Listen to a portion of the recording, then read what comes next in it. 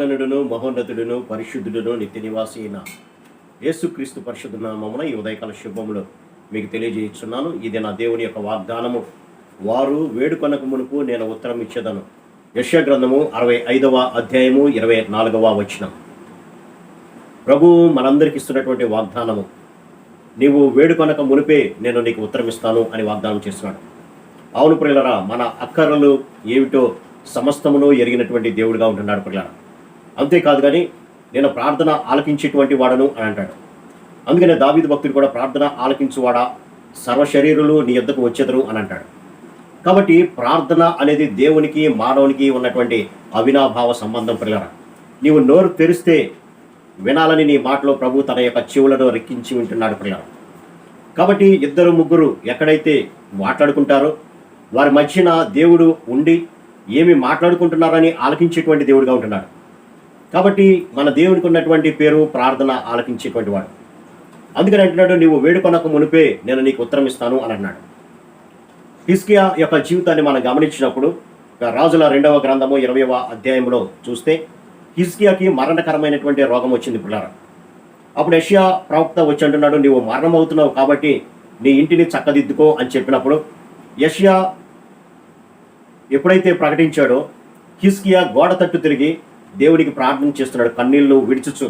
ఆయన అంటున్నటువంటి మాట ఏంటంటే, యెహోవా యథార్థ హృదయుడనై సత్యముతో నీ సన్నిధిని నేను ఎట్లా ప్రవర్తించానో కృపతో నన్ను జ్ఞాపకం చేసుకో. నీ దృష్టికి అనుకూలముగా సమస్తమును కూడా నేను ఎట్లా జరిపించానో మీరు ఒకసారి జ్ఞాపకం చేసుకో ప్రభు అంటున్నాడు. కాబట్టి మానవుని యొక్క జీవితము యథార్థతను కలిగి ఉండి సత్యాన్ని కలిగి ఉన్నట్లయితే దేవుడు తప్పనిసరిగా వారి ప్రార్థన ఆలకిస్తాడు. మనం ప్రార్థించేటప్పుడు యథార్థమైనటువంటి హృదయంతో ప్రార్థించాలి, సత్యమైనటువంటి మాటలతో ప్రభుని ప్రార్థించేటువంటి వారిగా ఉండాలి. అంతేకాకుండా ప్రార్థన అప్పుడు మాత్రమే కాదు, కానీ మన యొక్క యావత్ జీవితము భూలోకంలో జీవించినంత కాలము మన యొక్క హృదయము దేవుని పట్ల యథార్థత కలిగి ఉండాలి, దేవుని పట్ల సత్యాన్ని కలిగి ఉండాలి, సమస్తమును కూడా దేవునికి చేస్తున్నాను అనేటువంటి ఒక ఆలోచన కలిగినటువంటి వారుగా మనం ఈ లోకంలో ప్రతి క్రియ చేయాల్సినటువంటి అవసరం ఉంటుంది. ఒకవేళ నేను మనుషులకు చేస్తున్నాను కదా ఏమవుతుందిలే అని అనుకోవద్దు అని ప్రభు అంటున్నాడు. కాబట్టి నువ్వు చేసేటువంటి ఏ పనైనా శక్తి వంచన లేకుండా నేను ప్రభువుకి సేవ చేస్తున్నాను, లేదంటే ప్రభువుకి నేను చేస్తున్నాను అనేటువంటి ఆలోచన కలిగినటువంటి వారుగా మీరు ఈ లోకంలో ఏ పని జరిగించినా మీరు అలాగే ఉండాలి అని అంటున్నాడు. కాబట్టి అటువంటి లక్షణాలు మనం ఇక్కడ హిజ్కియాలో చూస్తున్నాం.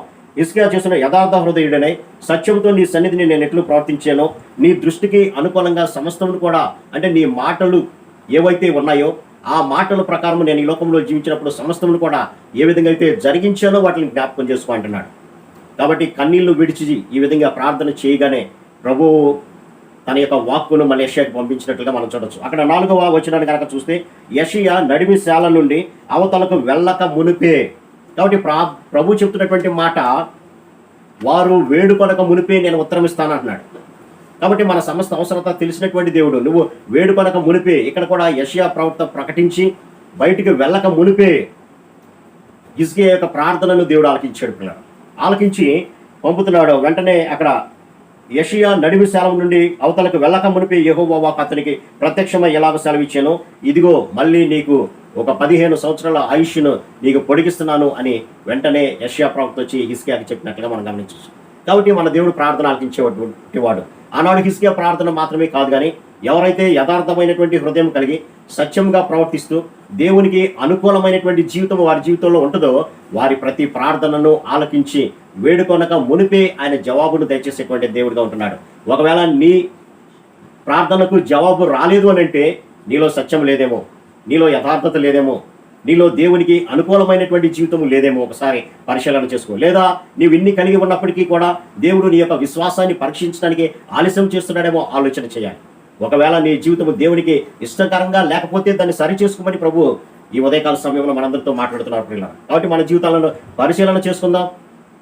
ఒకవేళ ఈ లక్షణాలు కనుక యథార్థత, సత్యము, దేవునికి అనుకూలమైనటువంటి జీవితం లేకపోతే ఇప్పుడే ప్రభువుని వేడుకుందాం. అయ్యా, నేను కూడా యథార్థ హృదయుల్లాగా సత్యం కలిగినటువంటి వాడిగా నీ అడుగుజాడిలో నడవడం నాకు నేర్పని ప్రార్థన చేసినప్పుడు తప్పనిసరిగా నీ ప్రార్థనకు ప్రభు జవాబిస్తాడు.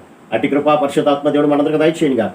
ఆమేన్. ప్రార్థన. సర్వశక్తుడా, ప్రేమగల మా తండ్రి, సమస్త శరీరులు నాయన నీ యొద్దకు వస్తారు ప్రభు విజ్ఞాపన చేయడానికి. ఎందుకంటే వారు వేడుకొనక మునిపే నీవు జవాబిచ్చేటువంటి దేవుడిగా ఉన్నందుకు నాయన అందుని బట్టి మీకు స్తోత్రాలు తండ్రి. ఒకవేళ మాలో అవిధేయమైనటువంటి క్రియలు కనుక ఉన్నట్లయితే, అవిధేయమైనటువంటి ప్రవర్తన ఉన్నట్లయితే మీ సన్నిధిలో వాటిని ఒప్పుకొని విడిచిపెట్టి మీ కనికరాన్ని పొంది హిజ్కియా ఏ విధంగా అయితే జవాబులు పొందాడో నాయన అలాగే మేము కూడా పొందే భాగ్యం ప్రతి బిడ్డకు దయచేయమని యేసు నామమున అడిగి పెట్టుకుంటున్నాం తండ్రి. ఆమేన్. God bless you.